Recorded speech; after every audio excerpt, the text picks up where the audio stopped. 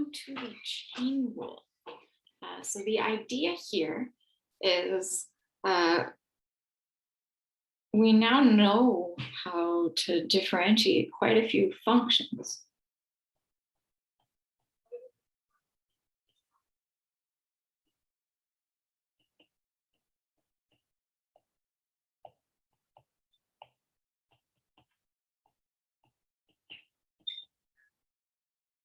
Quite a few functions.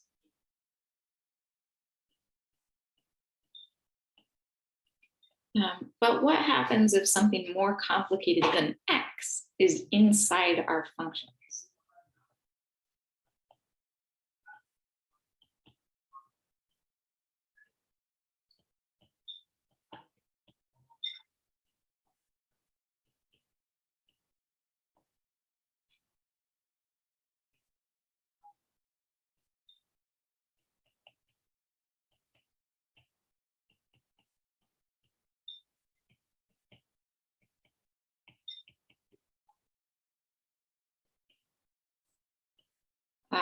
So for example,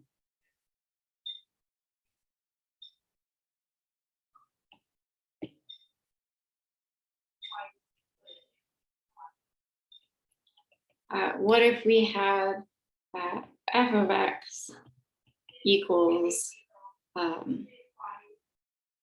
natural log of 2x plus 5. We know the derivative of natural log, but does that apply for the natural log of 2x plus 5? Okay. So we're going to take a look at a few specific functions that we can use algebra to manipulate and see what happens. And then we will look at just the rule, the chain rule. So for some, we can use algebra.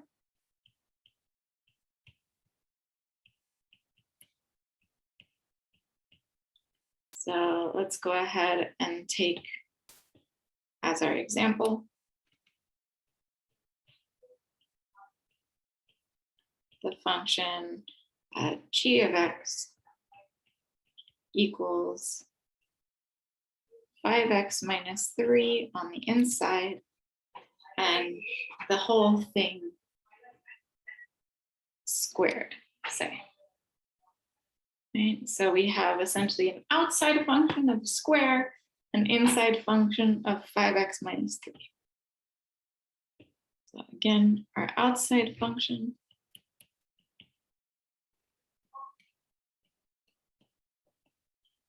would be something squared, and the inside function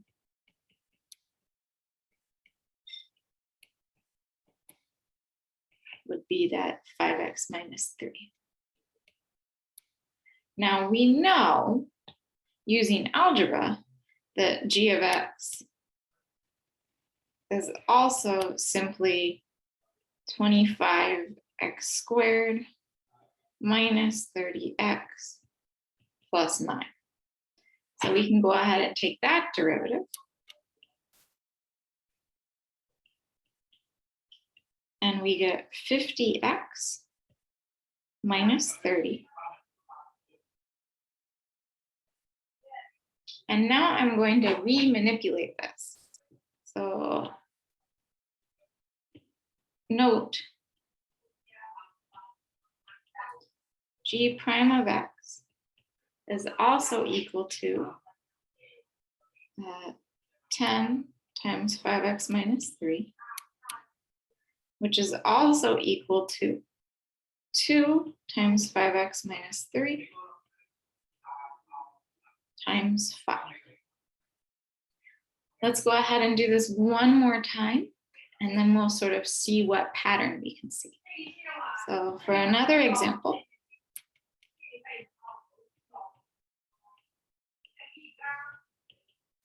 let's take h of x to be 5x minus 3 cubed.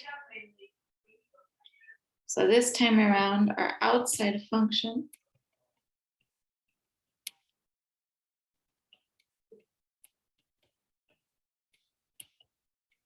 is something cubed, and our inside function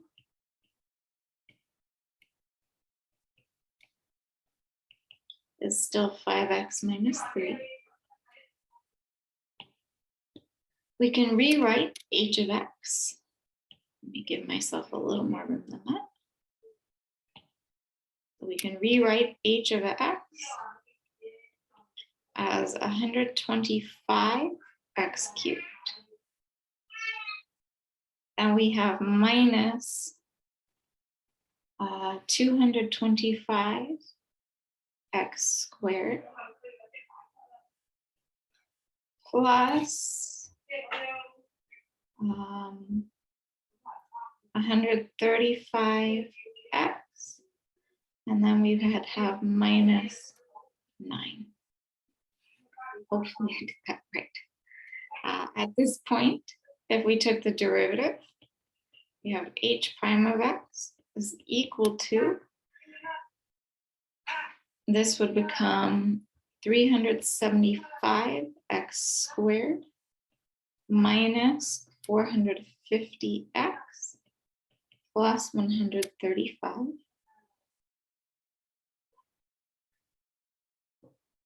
And it turns out that we can factor out 15 from this. So note, we have h prime of x is equal to 15 times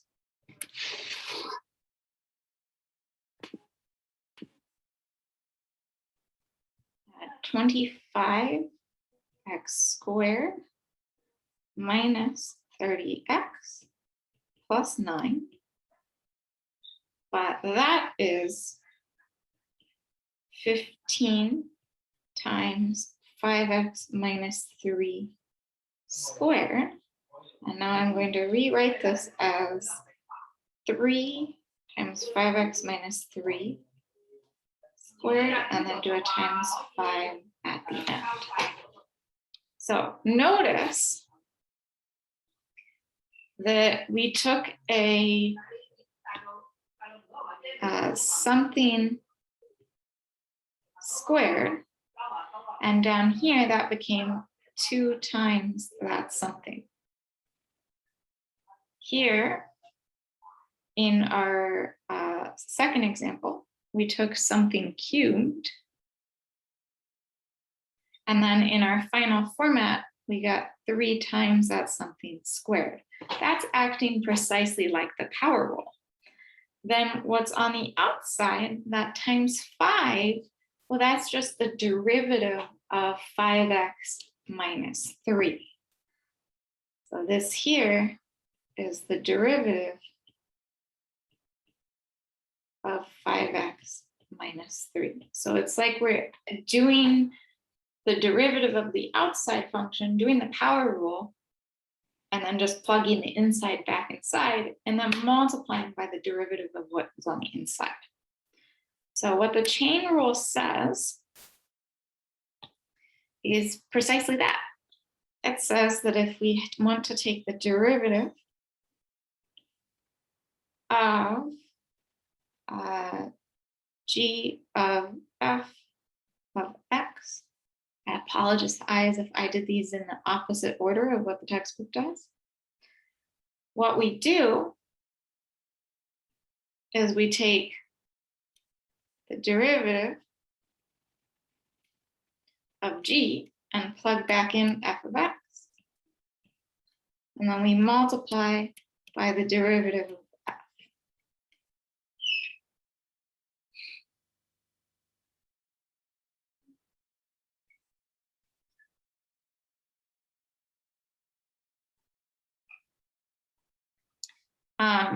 Sometimes you'll see this notation instead of an f of x. What they'll do is they'll set what's inside as u. So sometimes we'll also set, if we say that f of x is u, right? Then we might rewrite this as the derivative of g of u is equal to g prime of u times the derivative of u.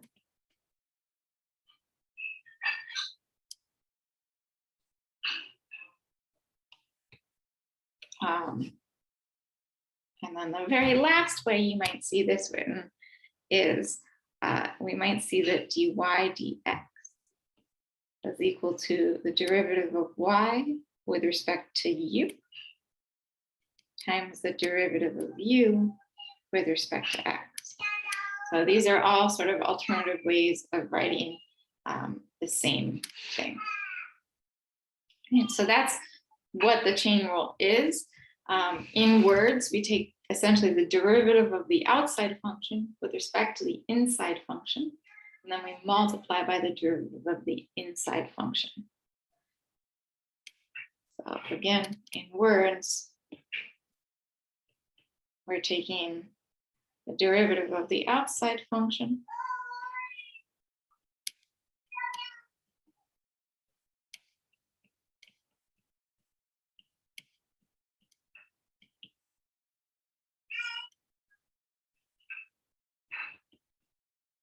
with respect to the inside function.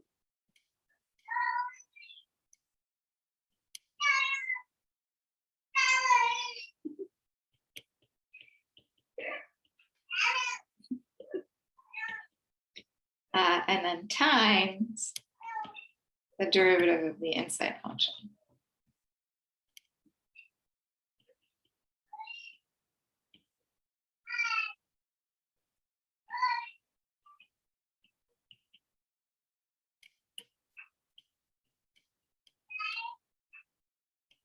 So in the next video, we'll go ahead and do some practice with the chain rule.